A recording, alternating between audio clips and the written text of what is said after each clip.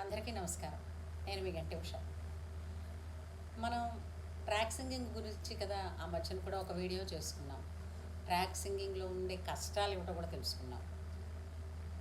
అయితే ట్రాక్లు ఉపయోగించడం వల్ల ఏంటంటే కొంచెం తక్కువ సమయంలో ఎక్కువ ప్రోగ్రామ్స్ చేసుకోవడం అన్నది జరుగుతుంది. ఓకే. అయితే ఏంటంటే దానికి శృతి పక్కాగా తెలిసి ఉండాలి అని అనుకున్నాం కూడాను. శృతి, లయ. పాట అనేది పసిబిడ్డ అయితే శృతి, లయ అనేవి అమ్మ, నాన్న. ఆ రెండిటిని విడిచిపెట్టేస్తే పాటలో ఉన్న అక్షరాలకి విలువ లేదు, జీవం లేదు. అయితే మనం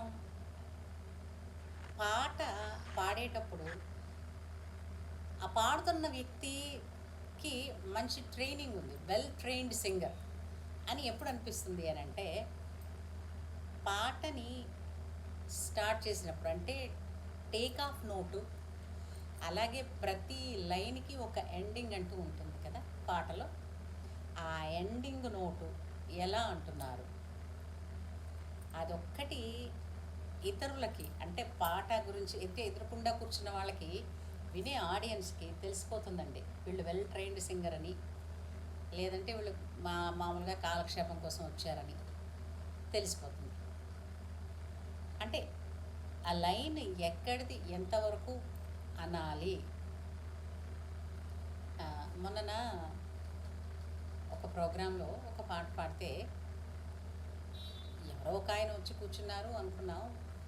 అతను ప్రత్యేకించి మెచ్చుకున్నది కూడా, అంటే ఎదురుకుండా కూర్చున్న వాళ్ళకి ఏం తెలుస్తుందిలే అంతవరకు అని అనుకుంటాం సాధారణంగా. కానీ ఆ వ్యక్తి చెప్పిన దాన్ని బట్టి పాడిన పాట ఏంటి, ఊగిసలాడకే మనసా నువ్వు బలాట పడకే మనసా,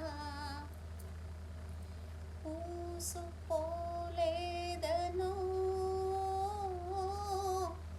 ఆశగా ఉందనో ఉర్రూతలూగకే మనసా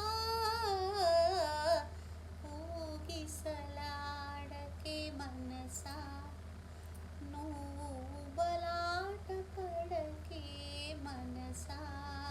అంటే ఎక్కడికి తీసుకొచ్చి ల్యాండ్ చేసాం ఒక పాటని, అది ఒరిజినల్ ట్యూన్ లాగానే ఉందా, ఇది నిర్ణయిస్తుంది మీరు ట్రైన్డ్ సింగరా కాదా అని. ఏమంటారు?